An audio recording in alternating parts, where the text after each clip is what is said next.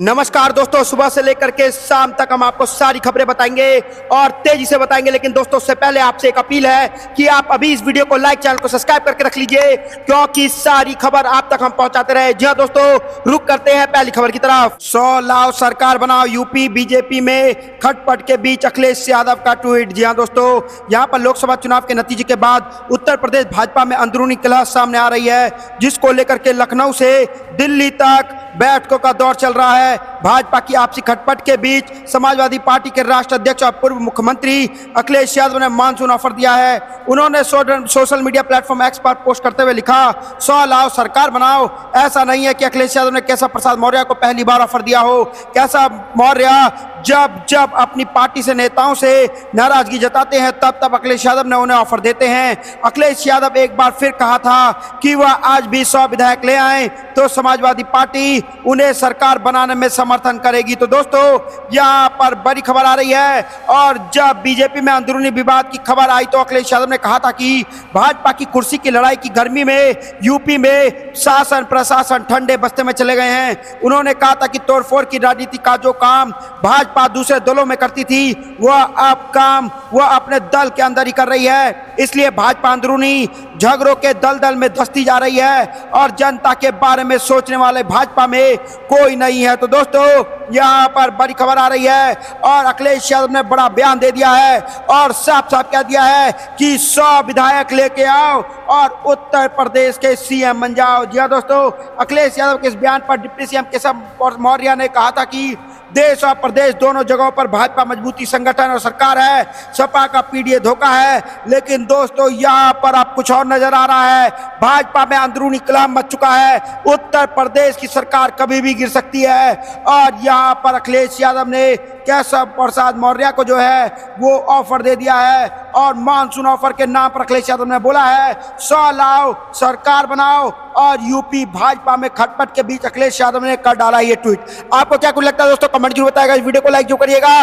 रुक करते हैं अगली खबर की तरफ। ध्यान भटकाना बंद करें, युवाओं को नौकरी दे, पीएम मोदी पर भड़की प्रियंका गांधी। जी हां दोस्तों, प्रधानमंत्री नरेंद्र मोदी पर उनके 8 करोड़ नए रोजगार सृजित वाले बयान को लेकर के निशाना साधते हुए कांग्रेस नेता प्रियंका गांधी वाड्रा ने कहा कि पीएम ध्यान भटकाना बंद करें और देश के युवाओं के लिए नौकरी की व्यवस्था करें। जी हां दोस्तों, बता दें कि प्रियंका गांधी ने यह बात मुंबई हवाई अड्डे के पास भगदड़ जैसी स्थिति के बाद आई, जहां हजारों नौकरी के इच्छुक उम्मीदवार सीमित संख्या में रिक्तियों के लिए आवेदन करने के लिए एकत्रित हुए थे और भगदड़ की स्थिति वहां पर पैदा हो गई थी। तो दोस्तों, यहाँ पर बड़ी खबर आ रही है और कांग्रेस महासचिव ने कहा कि इससे पता चलता है कि रिकॉर्ड टूटा है, लेकिन अत्यधिक बेरोजगारी का देश ऐतिहासिक बेरोजगारी का सामना कर रहा है। और उनने कहा कि प्रधानमंत्री से अपील करती हूँ कि वह खोखले वादे करना और ध्यान भटकाना बंद करें और देश के युवाओं के बारे में सोचे। होनहार युवा जो बूढ़े हो रहे हैं, उन्हें करोड़ों एवं अफसरों की जरूरत है। तो दोस्तों, यहाँ पर करोड़ों नए अफसर लाए भाजपा सरकार, ऐसा आग्रह कर दिया है प्रियंका गांधी ने। और प्रियंका गांधी ने तब कहा है जब जो है यहाँ पर मुंबई में कुछ सीटों के लिए यहाँ पर सीटें खाली थी और यहाँ पर हजारों की भीड़ें आ गई थी, जिसको देख करके वहाँ पे भगदड़ की स्थिति बन गई थी। प्रशासन को वहां पर आना पड़ा भीड़ की स्थिति को संभालने के लिए। और जो कंपनी जो नौकरी देने वाली थी, उस दिन भी उस कंपनी ने नौकरी नहीं दिया, क्योंकि भीड़ इतनी ज्यादा थी कि नौकरी देना वहां पर मुश्किल हो गया। और हजारों की संख्या भी नहीं थी, 1200 यहाँ पर पदें खाली थी और 25,000 से ज्यादा युवक आके वहां पर एकजुट हो गए एक छोटी सी प्राइवेट नौकरी के लिए। तो दोस्तों, बेरोजगारी का आलम यहाँ पर देखा जा सकता है कि पूरे देश में क्या है। इसी को लेकर के मोदी सरकार को घेर लिया है प्रियंका गांधी ने। आपको क्या कुछ लगता है कि प्रियंका गांधी ने जो कहा है वो सही कहा है और इस देश में बेरोजगार का जो अभी चल रहा है वो चरम स्तर पर चल रहा है? आपको जो भी कुछ लगता है कमेंट जरूर बताएगा। इस वीडियो को लाइक जरूर करिएगा। रुक करते हैं अगली खबर की तरफ। बिगड़ती कानून व्यवस्था पर सड़क से सदन तक घेरने की तैयारी, इंडिया गठबंधन 20 जुलाई को करेगा राज्यव्यापी प्रदर्शन। जी हाँ दोस्तों, बिहार में विपक्षी गठबंधन इंडिया गठबंधन राज्य में कथित रूप से बिगड़ती कानून व्यवस्था के खिलाफ सत्तारूढ़ राष्ट्रीय जनतांत्रिक गठबंधन को घेरने के लिए 20 जुलाई को राज्यव्यापी आंदोलन करेगा। जी हाँ दोस्तों, इंडिया ने यह जानकारी दी है। तो दोस्तों, यहाँ पर बिहार से बड़ी खबर आ रही है और नीतीश कुमार के लिए झटके की बात है, क्योंकि अब नीतीश कुमार यह कहे कि एनडीए सरकार को यहाँ पर बिहार में घेरने के लिए इंडिया गठबंधन एकजुट होगा। और यह घोषणा पटना स्थित राष्ट्रीय जनता दल के मुख्यालय में आयोजित इंडिया के घटक दलों के संयुक्त संवाददाता सम्मेलन में की गई है। दोस्तों, बिहार में भी इंडिया गठबंधन एकजुट हो रहा है। जैसे लोकसभा चुनाव में भाजपा को हराने का काम इंडिया गठबंधन ने किया है, वैसे ही अब धीरे धीरे हर राज्य में एनडीए सरकार को हटाने का काम अगर कोई गठबंधन करेगा तो वो इंडिया गठबंधन करेगा। इसकी शुरुआत फिर से बिहार से हो रही है। जी दोस्तों, आरजेडी की राज्य इकाई के प्रमुख जगदानंद सिंह ने कहा कि राज्य में कानून व्यवस्था पूरी तरह से ध्वस्त हो गया है। राज्य में हत्या, अपहरण, जबरन वसूली, बलात्कार आदि के मामले हर दिन सामने आ रहे हैं। उन्होंने कहा कि जब राज्य में लोग सुरक्षित नहीं है तो मुख्यमंत्री नीतीश कुमार मौजूदा स्थिति पर चुप्पी क्यों साधे हुए हैं। मुख्यमंत्री के पास गृह विभाग का भी प्रभार है। हम इंडिया गठबंधन के सभी दल बिहार में बढ़ते अपराध के खिलाफ 20 जुलाई को पूरे राज्य में विरोध प्रदर्शन यहाँ पर मार्च निकालेंगे। उन्होंने कहा कि बिहार मंडल के आगामी मानसून सत्र में भी इस मुद्दे को उठाया जाएगा। तो दोस्तों, बिहार से बड़ी खबर आ रही है और तेजस्वी यादव सोशल मीडिया में टेक्स्ट पर लिखा, बिहार में कई घटनाएं हुई हैं जो मौजूदा कानून व्यवस्था की पोल खोलती है। उदाहरण के लिए पूर्वी चंपारण में पति पत्नी की चाकू घोंपकर यहाँ पर हत्या कर दी गई और कई बड़े केसेस यहाँ पर सामने आए हैं। इसको देख करके अब इंडिया गठबंधन जो है बिहार में एनडीए सरकार को घेरने के लिए तैयार है।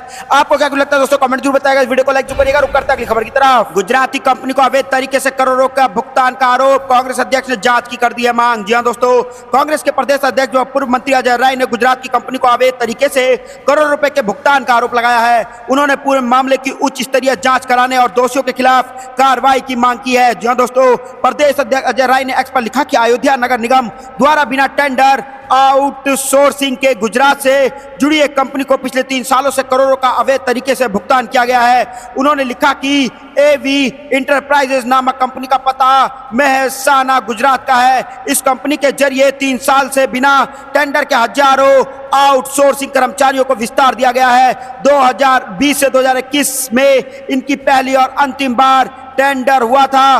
तब से अब तक टेंडर ना देकर उनको विस्तार पर विस्तार देकर रुपए डकारे जा रहे हैं। तो दोस्तों, यहाँ पर अजय राय ने बड़ा प्रश्न उठा दिया है, मोदी सरकार पर कह दिया है कि ये जो है यहाँ पर जो है बड़ा गोलमाल हो रहा है और भाजपा जो है बिना किसी उसके टेंडर के यहाँ पैसे पर पैसे एक प्राइवेट कंपनी को दे रही है, जो कंपनी जो है वो गुजरात का है और अयोध्या का सारा पैसा जो है वो गुजरात भेजा जा रहा है और अवैध तरीके से भेजा जा रहा है। तो दोस्तों, प्रदेश सरकार का शासन देश है कि एक वर्ष में अधिक किसी भी सूरत में बिना टेंडर भुगतान हो ही नहीं सकता है, लेकिन अयोध्या नगर निगम में बड़ा गोलमाल आज भी जारी है। उन्होंने लिखा कि प्रभु राम की नगरी में यह धोखाधड़ी का खेल अब तक चलेगा और लोकसभा चुनाव में अपनी करनी का परिणाम भुगतने के बाद भी भाजपा वालों को यहाँ पर सद्बुद्धि नहीं आई है। तो दोस्तों, यहाँ पर बड़ी खबर आ रही है, गुजराती कंपनी कर रही है गोलमाल और ये गोलमाल करने में अगर कोई साथ दे रहा है तो भाजपा के नेता दे रहे हैं।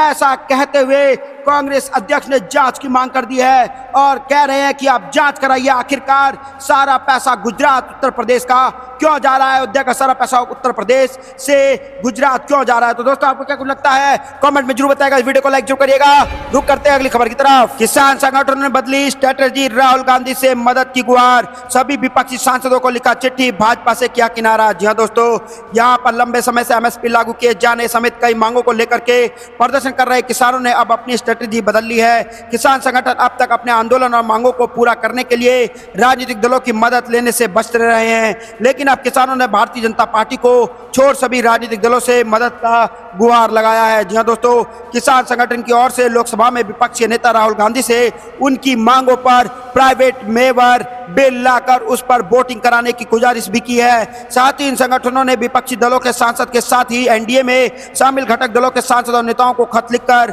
मिलने का वक्त मांगा है। खास बात यह है कि किसानों ने भाजपा के 240 सांसदों में से किसी को भी यह खत नहीं लिखा है। तो दोस्तों, यहाँ पर बड़ी खबर आ रही है और किसानों के नेताओं ने बड़ा खेल कर दिया है, जिसके कारण भाजपा को लग सकता है बड़ा झटका, क्योंकि किसानों ने अब जो है वो विपक्षी दल के नेताओं को पत्र लिखना शुरू कर दिया है। और ये एनडीए की केंद्र में सरकार है, तो एनडीए के जितने भी घटक दल हैं सारे सांसदों को यह पत्र लिखा गया है, लेकिन किसानों ने एक भी भाजपा सांसद को पत्र नहीं लिखा है और गुजारिश की है राहुल गांधी से कि आप एक प्राइवेट बिल लेके आइए और उस पर वोटिंग कराइए। हम भी देखना चाहते हैं कि आखिरकार किसान के साथ साथ कितने सांसद हैं और किसान के विरोध में कितने सांसद हैं। तो दोस्तों यहाँ पर बड़ी खबर आ रही है, क्योंकि अगर वोट मांगने का समय आता है तो सारे नेता बोलते हैं हम किसानों के साथ हैं, हम जवानों के साथ हैं, लेकिन जब किसानों के लिए काम करने का वक्त आता है, एमएसपी का मुद्दा उठता है, तब जो है ज्यादातर नेता जो हैं वो अपने कदम पीछे खींच लेते हैं। और यही परिणाम है भाजपा का, जिन्होंने कील बिछाया था लोकसभा चुनाव से पहले किसानों के रोड पर, जिसको लेकर के किसानों ने लोकसभा चुनाव में उनको जवाब दिया था। तो दोस्तों यहाँ पर बड़ी खबर आ रही है और राहुल गांधी देंगे अब किसानों का साथ। आपको क्या कुछ लगता है दोस्तों, कमेंट जरूर बताइएगा। इस वीडियो को लाइक, चैनल को सब्सक्राइब करके रख लीजिए और कमेंट में जय हिंद जरूर लिखिएगा। जय हिंद, जय भारत।